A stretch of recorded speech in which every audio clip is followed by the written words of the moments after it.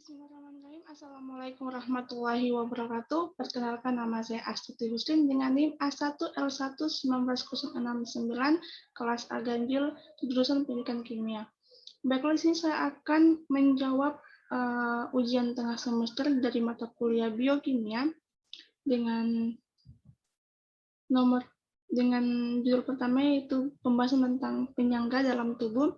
Nomor 1, satu-satunya cara tubuh membuang muatan asam yang sangat besar yang dihasilkan oleh reaksi metabolisme adalah dengan, jawabannya adalah C, yaitu mengeluarkan ion hidrogen dalam urin, dengan alasan mekanisme untuk mencegah terjadinya asidosis ataupun alkalosis dilakukan suatu sistem pengatur khusus, yaitu pada poin ketiga dijelaskan bahwa menyebabkan ginjal mengekspresikan urin yang bersifat asam atau basa sehingga membantu konsentrasi ion hidrogen cairan ekstraseluler untuk tubuh normal.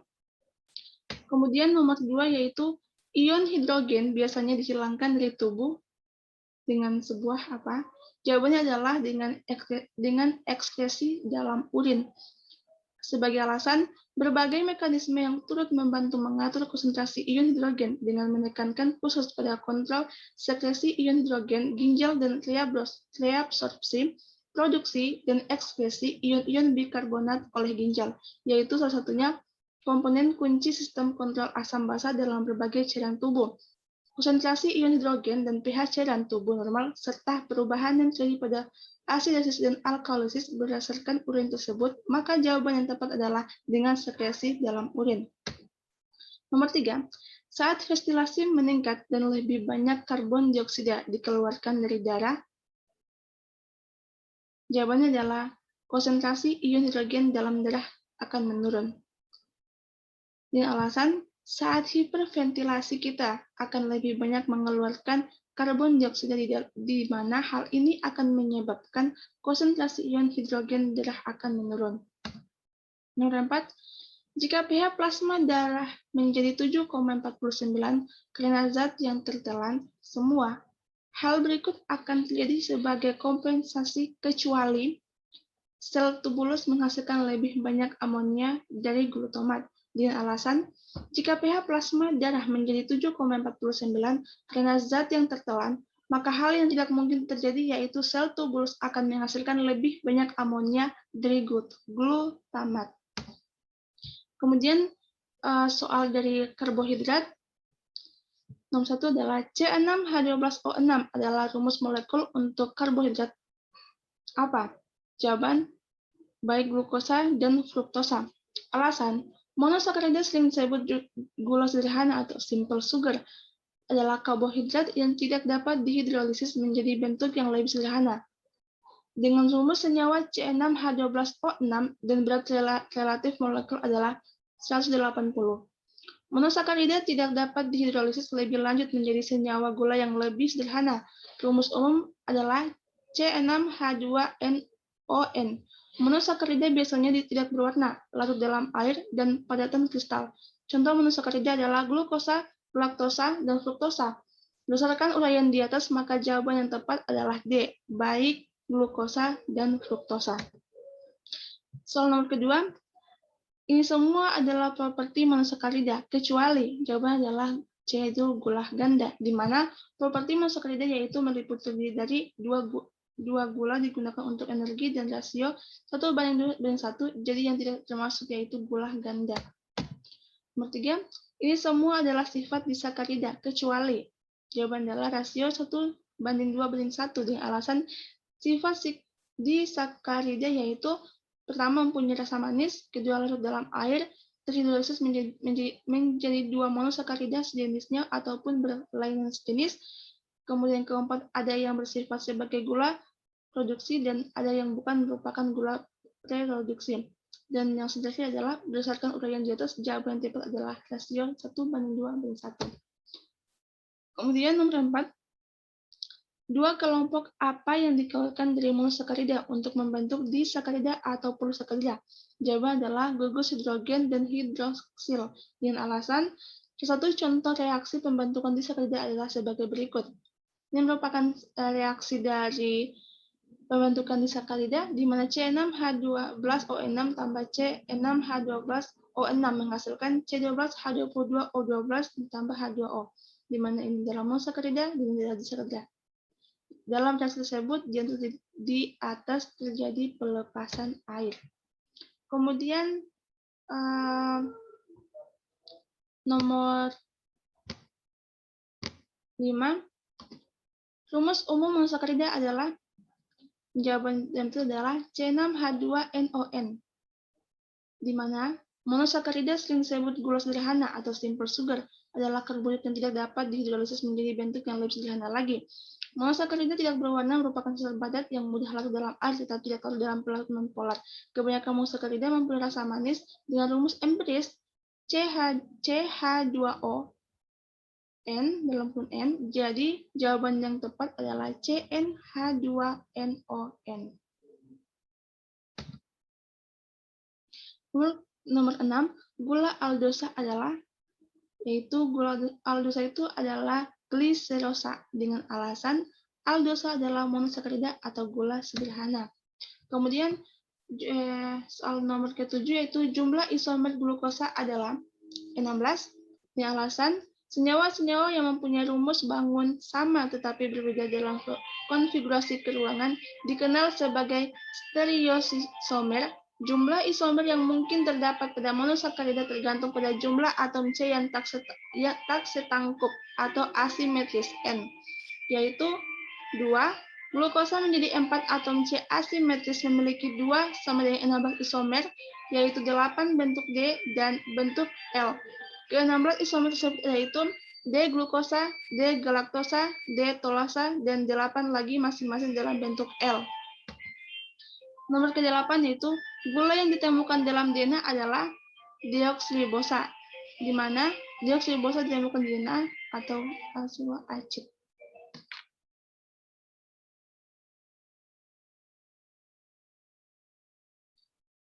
Nomor 8 ini gula yang ditemukan dalam DNA adalah deoksiribosa dengan alasan DNA memiliki dari berbagai sebuah polimer. Polimer memiliki beberapa satuan berulang nukleotida. Dalam tiap nukleotida atau satuan berulang yang di dalam polimer memiliki 3 komponen. Yang pertama itu gugus fosfat, di mana gugus fosfat adalah unsur non-organik dengan rumus molekul PO43. Unsur tersebut berperan sebagai gen buffer. Kemudian terdapat gula deoksiribosa. Nah, gula deoksiribosa ini adalah monosakarida dengan rumus molekul CH2CH3 dengan 3H. Gula deoksiribosa mempunyai 5 karbon gula riboson yang kehilangan atau 1 oksigen. Gula tersebut melekat pada fosfat dan 1 dari basa nitrogen. Kemudian yang terakhir adalah basa nitrogen. Basa nitrogen adalah molekul organik dengan atom hidrogen yang memiliki sifat kimiawi basa. Jadi, yang terdapat dalam DNA yang ditemukan adalah gula deoksiribosa. Kemudian, dalam materi protein dan asam amino. Yang pertama, manakah dari asam amino berikut yang memiliki muatan negatif bersifat bersih dan negatif bersih pada pH fisiologis 7,4? Jawabannya adalah asam glutamat, di mana gugus R yang paling bersifat hidrofilik adalah gugus R yang mempunyai neutron negatif atau positif. Asam amino pada pH 7 mempunyai muatan negatif, yakni asam aspartat dan asam glutamat, sehingga pilihan A adalah jawaban yang lebih tepat. Kemudian, jawaban nomor 2. Pernyataan manakah yang tidak benar tentang rantai samping asam amino? Jawabannya adalah selalu bermuatan dan ada di semua asam amino. Dengan alasan, berdasarkan rantai samping penyusunnya, asam amino diklasifikasi menjadi 4 kelas, yaitu gugus R, non-polar atau hidrofobilik, gugus R netral tidak bermuatan atau polar, gugus R bermuatan positif, gugus R bermuatan negatif. Kemudian, berdasarkan uraian di atas, dapat disimpulkan bahwa jawaban yang tepat adalah selalu bermuatan dan ada di semua asam amino. Nomor 3, mengapa pK merupakan properti penting suatu senyawa? Dengan jawaban adalah pKa adalah mempunyai kemampuan suatu senyawa untuk melepaskan proton ke dalam larutan. Alasannya, pKa adalah kemampuan suatu senyawa untuk melepaskan proton ke dalam pelarut dalam kondisi seimbang. Nilai pKa tergantung pada senyawa itu sendiri dan pelarut yang digunakan, sehingga jawaban yang benar adalah B. Nomor 4, mengenai polipeptida, pernyataan yang manakah yang salah? Yang salah adalah jawaban nomor D, di mana dapat membentuk konfigurasi dalam jumlah yang tidak terbatas. Alasannya, rantai linear asam amino tidak memiliki struktur yang stabil, sehingga tidak dapat membentuk konfigurasi dalam jumlah yang tidak terbatas. Nomor 5, pernyataan mana yang tidak cocok? Yang jawaban yang betul. Jawabannya adalah struktur kuarterner berhubungan dengan struktur linear di suatu protein. Alasannya, beberapa protein tersusun atas lebih dari satu rantai polipeptida. Struktur kuarterner menggambarkan subunit yang berbeda dipakai bersama-sama membentuk struktur protein. Kemudian, soalan tentang struktur sel dan fungsinya. Soal pertama, organel ini berfungsi dalam respirasi sel. Jawabannya adalah mitokondria, di mana mitokondria berfungsi sebagai tempat respirasi seluler, menghasilkan energi atau ATP, dan molekul pembawa energi siap pakai. Soal nomor 2, materi genetik terkandung di dalam genetik sel. Jawaban adalah nukleolus, di mana nukleus merupakan inti sel yang menjadi pusat komando pada sel eukariotik. Nukleus biasanya merupakan organel yang paling menonjol dalam sel karena menyumbang sekitar 10% dari seluruh sel. Nomor 3, genetik mengontrol apa yang masuk dalam dan keluar sel. Mengontrol apa yang masuk dan keluar sel. Jawaban adalah membran sel, di mana alasannya adalah seperti yang telah diketahui sebelumnya bahwa membran sel memiliki peran penting yang berfungsi untuk mengatur zat yang keluar masuk ke dalam sel. Hal ini juga akan mendorong fungsi lainnya, yakni sebagai transfer molekul dan tempat pertukaran zat. Nomor 4, struktur mana yang secara langsung bertanggung jawab atas pembentukan protein di dalam sel? Jawaban adalah ribosom, di mana ribosom adalah organel sel yang berperan penting dalam proses pembuatan protein di dalam sel alias sintesis protein. Terdiri dari dua subunit berbeda. Ribosom lebih berperan pada proses translasi dibandingkan transkripsi sel. Nomor 5, gambar ini termasuk sel apa? Jawaban adalah sel tanaman, di mana kita terlihat jelas bahwa penyusun sel tersebut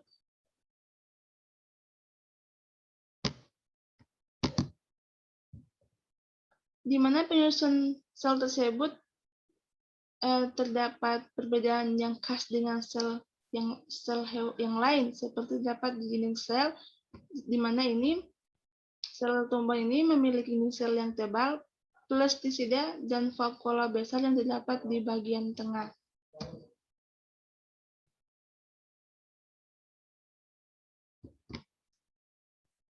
Kemudian nomor 6, kantung di dalam sitoplasma yang penuh dengan cairan tanaman memiliki satu yang besar menyimpan makanan, air, dan lain-lain.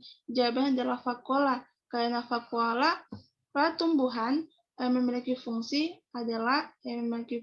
sebagai membesar dan menggap air agar tumbuhan besar dengan cadangan dalam kurung tempat menyimpan makanan dalam sitoplasma. Dan nomor 7, struktur manakah yang ditemukan dalam sel tumbuhan dan bukan pada sel hewan? Struktur mana? Yaitu adalah dinding sel, di mana ada beberapa organ sel hewan yang tidak dimiliki oleh sel tumbuhan, yaitu vakuola dan sentriol. Sebaliknya, ada pula organel sel tumbuhan yang tidak dimiliki oleh ada beberapa organel sel hewan yang tidak dimiliki oleh sel tumbuhan, yaitu vakuola dan sentriol. Sebaliknya, ada pula organel sel tumbuhan yang tidak dimiliki dinding sel yang tidak dimiliki oleh sel hewan, yaitu dinding sel. Karena keberadaan dinding sel akan mengganggu pergerakan sel hewan, karena dinding sel ini sifatnya kaku, sementara pergerakan hewan dinamis. Jadi dapat disimpulkan bahwa sel hewan tidak memiliki dinding sel, tapi ditemukan dalam sel tumbuhan, di mana berfungsi sebagai pelindung bagian sel dalam tumbuhan. Mungkin itu saja jawaban dari ujian tengah semester saya. Lebih dan kurangnya mohon dimaafkan. Wabillahi taufiq wal hidayah. Wassalamualaikum warahmatullahi wabarakatuh.